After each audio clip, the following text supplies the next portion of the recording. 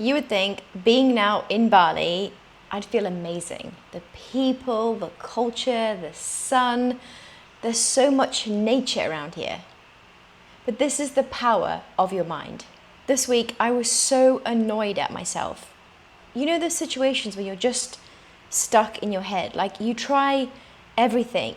I tried the whole gratitude practice, I'd be doing Tony Robbins, doing my old priming, all of these techniques that I know have worked and have helped me in the past, but for some reason just feel so stuck, feel so like a numbing feeling.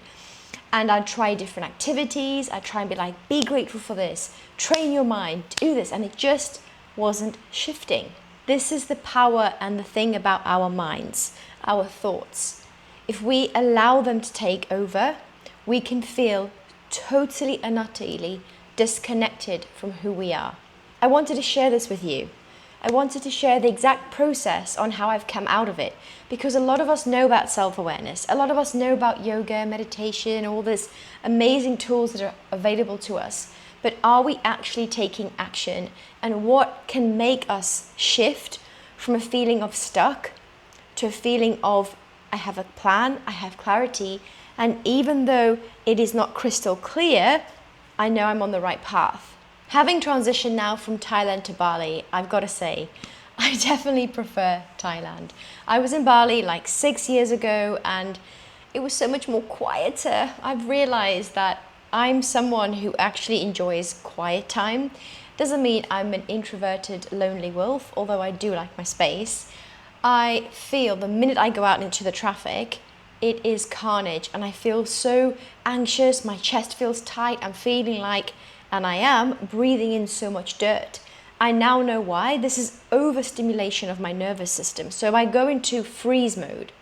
Everyone responds differently. Some equestrian females go into, hyperdrive, go into run mode. Other females go into really emotional mode. There's so many states that your nervous system can bring to you. And the key thing here is that you are hardwired to it. That doesn't mean you can't rewire it. You can't retrain yourself to act differently, which is exactly the lesson that I had this week. Doing the whole journaling, doing the whole breath work, doing the meditation, all of these are amazing practices. But for some reason, it wasn't helping me shift this feeling of numb, this feeling of being stuck. What really helped was a few things. Number one, I rang a friend spontaneously. She's going through a breakup and I listened. I just listened for a good half an hour. She cried, she shared some really personal details, but most importantly, and this is what I needed to be there for someone else. I needed to hold space, which took me out of my mind and meant that I did something good for someone else. That brought me so much joy, brought me so much like a sense of fulfillment and content that it started to shift, just a little bit, shift this feeling of stuck. Another thing happened, which is there's so many street dogs here in Bali. Compared to Thailand, which also has street dogs, I definitely feel subjectively that there is more control over these dogs, whereas here it is carnage. There are so many, you can see there's so many mums because their teats are full of milk. There's so many full dogs here. Not gonna lie, walking around the streets, even as a dog person, it is a little bit, if you're an animal person and you understand animals' energy and intention, there are some dogs here that genuinely will bite. There are some dogs here that are genuinely scared as well, so it is very heartbreaking as well. You can see they've had a negative experience with a human because the minute they see you or the minute you go up to them, they cower down, tail between their legs, and they run away. So there's definitely a very different relationship here with the culture and the people with the dogs compared to that of in Thailand.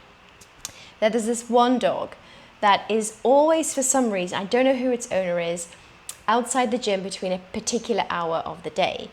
And it's a little, like a beautiful fox type, pure black dog. And he's absolutely gorgeous.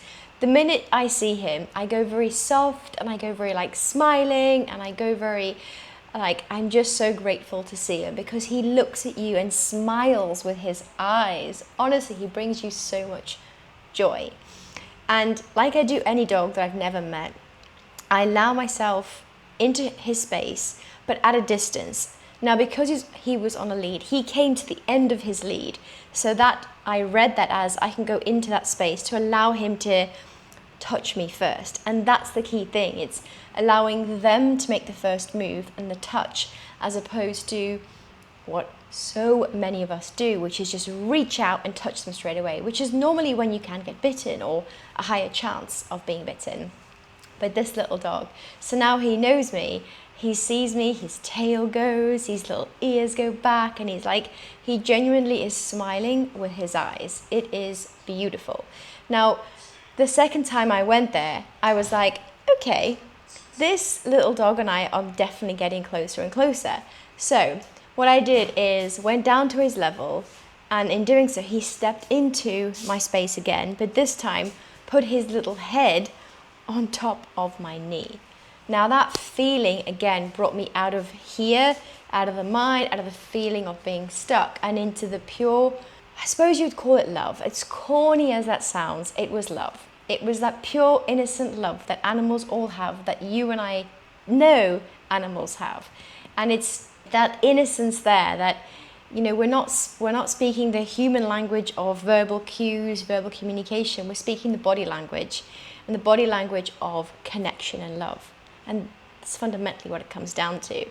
Those two situations that happened shifted something in me, shifted this feeling of stuck, numbness, a feeling of, I was honestly peed off with myself. I was frustrated with the recurring thoughts. And then this led me on to something which I'm going to teach you today. If you're a rider and you're really struggling to know what's going on with your horse, here are 4 things to help you shift the understanding of frustration, shift that feeling, those thoughts of frustration into something actionable, into something that will shift that needle a little bit closer. Number 1, ask yourself these 4 questions. Number 1, ask yourself, what is going on with me? Number 2, what is going on with my horse? No judgment. Number 3, what is going on between myself and my horse?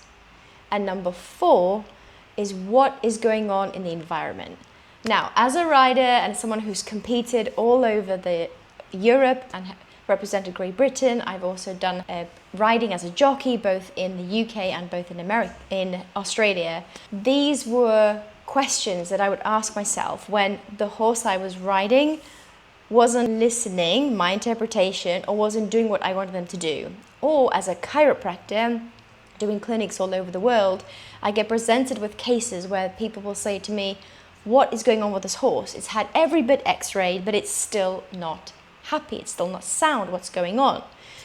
By following these 4 cues, sentences, you will get there a whole lot quicker than going down the route of constantly, what's wrong, x-raying everything. So many of us, out of those 4 questions, tend to focus on number 2 and number 4. So number 2 was, what is going on with my horse? Most of us are very quick to label our horse. They're moody. They are this. They are stubborn. Then we go quickly to number 4, which is, what is going on in my environment? That guy cutting the hedge upset my horse today, or that bloody pigeon flew out just as I was coming around the corner. We've all been there. And we forget number 1 and number 3. Number 1 being, what's actually going on with yourself? What is your state like? How have you showed up for your horse today? Have you showed up rushed and stressed because you got stuck in traffic and someone upset you at work? Have you had something happen to you where you've had some grief? The same thing goes for number 3. What is then going on with you and your horse? There's situations where your horse will be naughty for you, and I'm using that as a very layman term there, naughty, but we know what it means. There's always something going on. They're just expressing their behavior. But say you're really frustrated. Your horse will not do that. That movement, that won't go into that area of the field, whatever it is. Someone else comes along and the horse just does it perfectly. And you think, how dare they do that? It's all about you, right? How dare they? How dare that horse do that? When at the end of the day, if you thought, how am I showing up today? Is my horse picking up on what's actually going on in my nervous system? Is my horse picking up on the situation that happened when I was stuck in traffic and I haven't managed to process that, and I'm bringing that forward for my ride today? The truth about nervous system, the truth about any nervous system is that when we are grounded and we truly understand why we feel anxious or why we feel triggered, why we feel frustrated, why we feel low, that is an opportunity for us to then tune into our nervous system and understand it, which then affects these thoughts. We all have millions of thoughts happening every single day. And most of us know that when we wake up feeling a bit low, as I've felt the last week, I get stuck in the spiral of negative thoughts. This was what led me to feeling quite numb, and my nervous system went into a freeze mode. Looking back and asking myself some questions, recognizing that that was because of something that happened to me earlier on in my life, and I learned the only way to cope, to feel safe within my nervous system, was to just keep quiet, was to just freeze. It'll go away.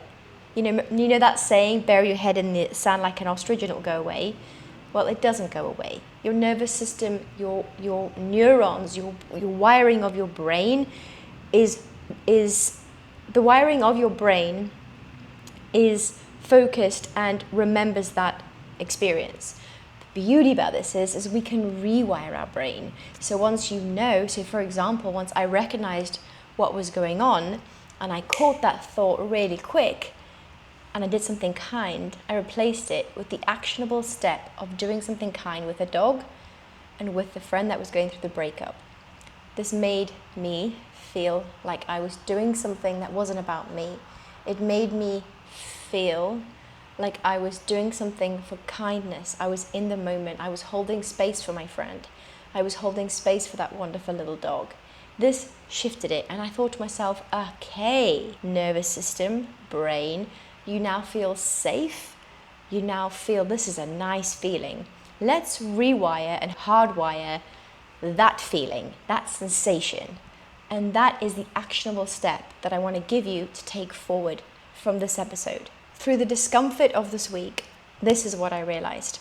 You cannot force your way into clarity. You have to soften. You have to allow. You have to surrender. So if you're feeling stuck, whether it's in business, whether it's with your horse, whether it's within yourself, if you're not liking the version of you that you're seeing in the mirror, stop and ask yourself those 4 questions. Stop trying to fix it and go back into those feelings that we all have when we're first born, into those nervous system, those non-verbal communication, that feeling you get of joy, that feeling that you get of being in your body, when you are feeling connected, when you're feeling loved. If this episode resonated with you, drop me a comment below or send this episode to someone who really needs it, someone who's maybe also stuck in their head right now. And if you want more conversations like this with nervous system healing, practical, actionable take-home steps to help you improve your performance as a rider, as a female rider, comment below and be sure to subscribe.